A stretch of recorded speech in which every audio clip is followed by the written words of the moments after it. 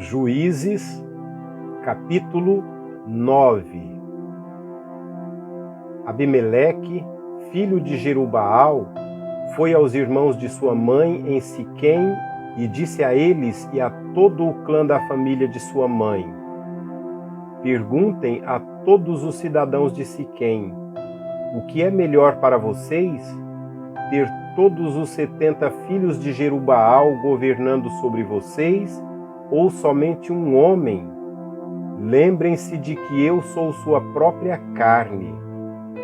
Os irmãos de sua mãe repetiram tudo aos cidadãos de Siquém, e estes se tornaram propensos a seguir Abimeleque, pois disseram: ele é nosso irmão.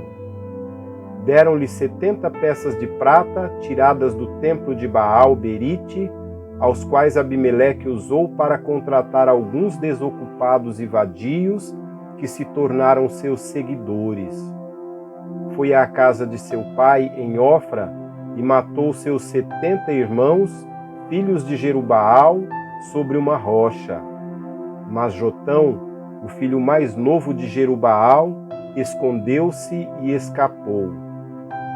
Todos os cidadãos de Siquém e de Bet-Milo reuniram-se ao lado do carvalho, junto à coluna de Siquém, para coroar Abimeleque rei.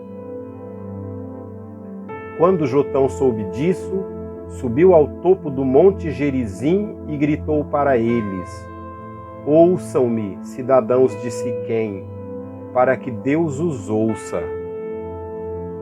Certo dia, as árvores saíram para ungir um rei para si. Disseram à oliveira: Seja o nosso rei. A oliveira, porém, respondeu: Deveria eu renunciar ao meu azeite, com o qual se presta honra aos deuses e aos homens, para dominar sobre as árvores? Então as árvores disseram à figueira: Venha ser o nosso rei. A figueira, porém, respondeu: Deveria eu renunciar ao meu fruto saboroso e doce para dominar sobre as árvores? Depois as árvores disseram à videira: Venha ser o nosso rei. A videira, porém, respondeu: Deveria eu renunciar ao meu vinho, que alegra os deuses e os homens, para ter o domínio sobre as árvores? Finalmente, todas as árvores disseram ao espinheiro: Venha ser o nosso rei. O espinheiro disse às árvores: Se querem realmente ungir-me rei sobre vocês, venham abrigar-se à minha sombra. Do contrário, sairá fogo do espinheiro e consumirá até os cedros do Líbano. Será que vocês agiram de fato com sinceridade quando fizeram Abimeleque rei? Foram justos com Jerubaal e sua família, como ele merecia? Meu pai lutou por vocês e arriscou a vida para livrá-los das mãos de Midian. Hoje, porém, vocês se revoltaram contra a família de meu pai, mataram seus 70 filhos sobre a mesma rocha e proclamaram Abimeleque, o filho de sua escrava, rei sobre os cidadãos de Siquém, pelo fato de ser irmão de vocês. Se hoje vocês de fato agiram com sinceridade para com Jerubaal e sua família, alegrem-se com Abimeleque, e alegre-se ele com vocês.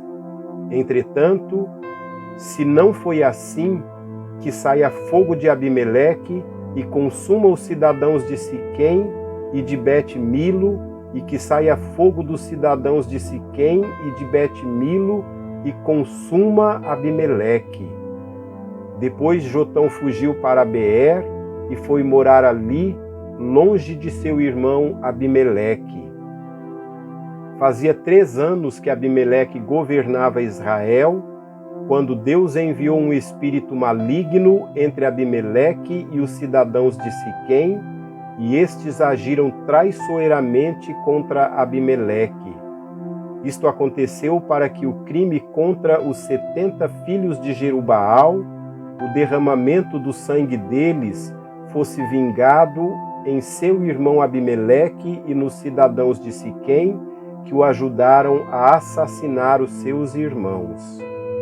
Os cidadãos de Siquém enviaram homens para o alto das colinas para emboscarem os que passassem por ali, e Abimeleque foi informado disso. Nesse meio tempo, Gaal, filho de Ebede, mudou-se com seus parentes para Siquém, cujos cidadãos confiavam nele. Sucedeu que foram ao campo, colheram uvas, pisaram-nas e fizeram uma festa no templo do seu Deus. Comendo e bebendo, amaldiçoaram Abimeleque. Então Gaal, filho de Ebede, disse: Quem é Abimeleque para que o sirvamos? E quem é Siquém? Não é ele o filho de Jerubaal? E não é Zebul o seu representante? Sirvam aos homens de Amor, o pai de Siquém. Por que servir a Abimeleque? Ah, se eu tivesse esse povo sob meu comando, eu me livraria dele e diria a Abimeleque: mobilize o seu exército e venha. Quando Zebul, o governante da cidade, ouviu o que dizia Gaal, filho de Ebede, ficou indignado. Secretamente enviou mensageiros a Abimeleque, dizendo: Gaal, filho de Ebede, e seus parentes vieram a Siquém e estão agitando a cidade contra você. Venha de noite, você e seus homens, e fiquem à espera no campo. De manhã, ao nascer do sol, avance contra a cidade. Quando Gaal e sua tropa atacarem, faça com ele o que achar melhor.